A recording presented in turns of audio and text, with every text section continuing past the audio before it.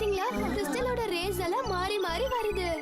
எல்லா கிரகத்தையும் அது தம் பக்கம் இழுக்காம எல்லா கிரகத்தையும் அந்த கிறிஸ்டல் விடுதலை பண்ணிட்டு இருக்கு.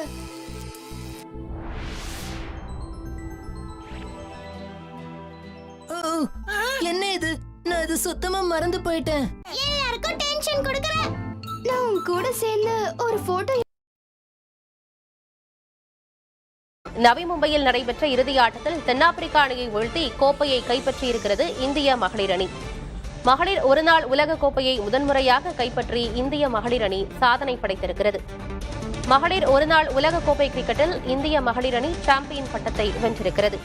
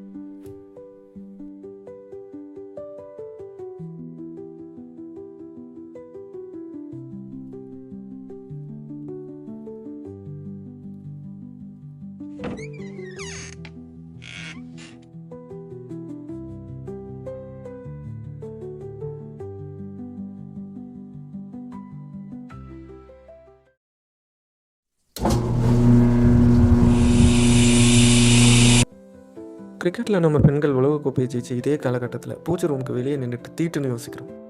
இப்போவும் இதை ஃபாலோ பண்ணுற அளவுக்கு யார் சொல்லிக் கொடுக்குறான்னு பார்த்தா நம்ம அம்மாவோ அக்காவோ அத்தையோட ரொம்ப நெருங்கின பெண் சொந்தங்கள் தான். நம்ம எந்த பழக்க வழக்கங்களை ஃபாலோ பண்ணுறோமோ அதை தான் குழந்தைங்களும் ஃபாலோ பண்ணுவாங்க.